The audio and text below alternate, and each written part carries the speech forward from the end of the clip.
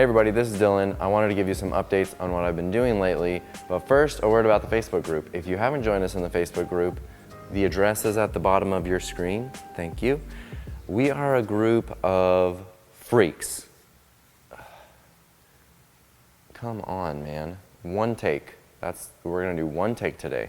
I created the Facebook group to be a place where we could get support for our diet and lifestyle.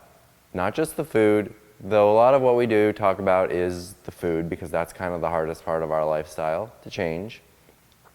But it's a place where we can talk about where we're doing well and be congratulated, where we can talk about where we're struggling and get some encouragement, where we talk about just the day-to-day challenges and wins and all that good stuff. We share other sustainability-related things, like we'll talk about gardening.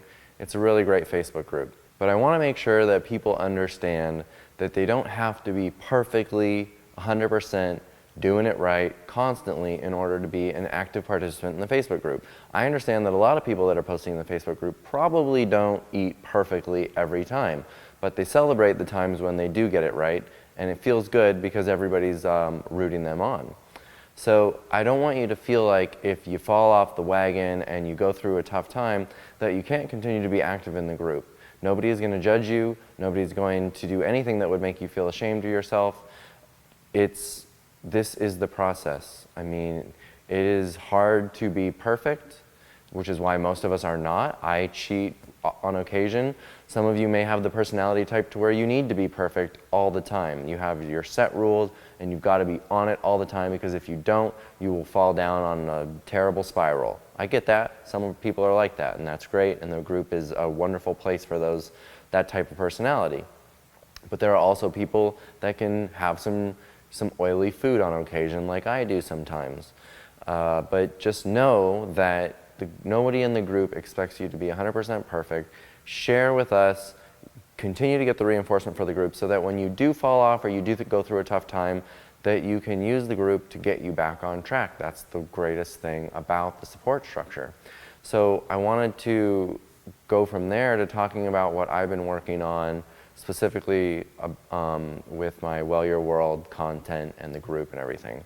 As many of you know, have done a couple of online live cooking demos where I've had a couple of different camera angles going at once, where we've got the kitchen and then we've got a close-up of the cutting board, and I've talked about how to chop certain things, and then a close-up of the stove so you can see me cooking whatever I'm cooking. And last time we talked specifically about calorie density, and then we did a Q&A.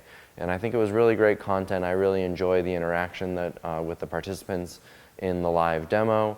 I've gotten a lot of feedback from members of the group saying that they would like to have access to the replays because it's hard to show up to a live demo. We're all here from all over the world, and getting the time just right is going to be really hard.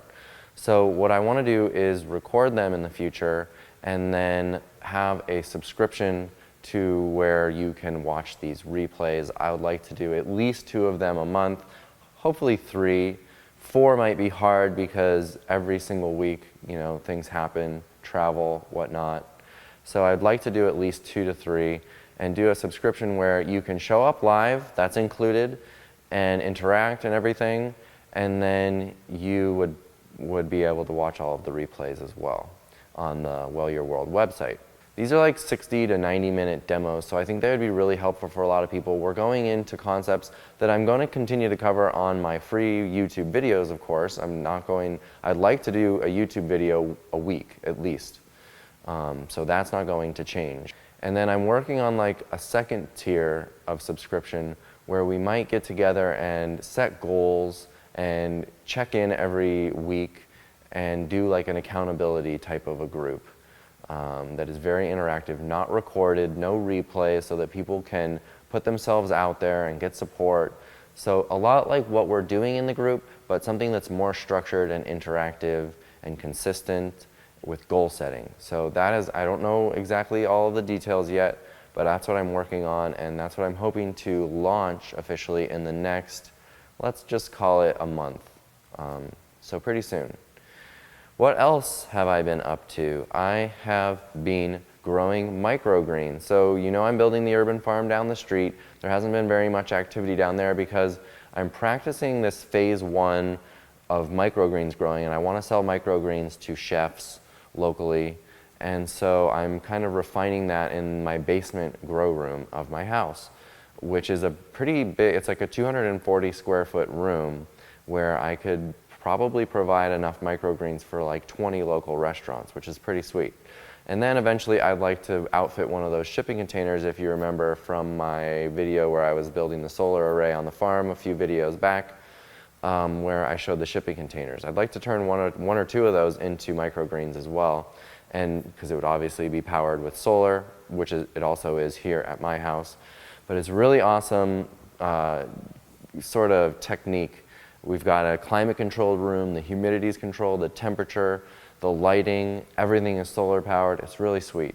So it's been going really well. I also want to show you this countertop version of microgreens for anybody who wants to get involved, like at their home in the kitchen, have a little countertop microgreens grow setup. The great thing about microgreens, they are really, really nutrient dense. So we know that the calorie dilute foods, like all of our leafy greens and non-starchy vegetables, are where we're getting the bulk of our nutrients. Well, the great thing about microgreens is they grow really fast and they're really, really nutrient dense. I like to eat them whole on top of whatever it is. You can put them, you can make a salad out of them, you can add them to a more conventional salad.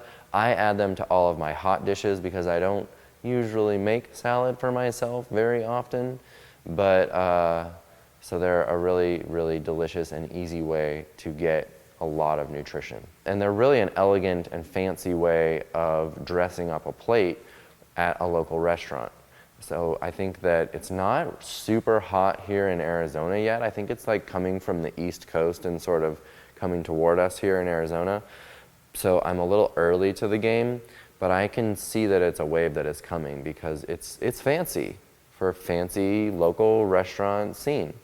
So the microgreens is kind of phase 1 of the farm, and then once I have that going, I'll be building up some relationships with our local chefs, and then I'll be ready to start pouring the profits from microgreens into getting the soil going, because I don't know how to do veganic farming really yet. So I want to figure out all of that. I realize that it's going to take some time to get those techniques all figured out.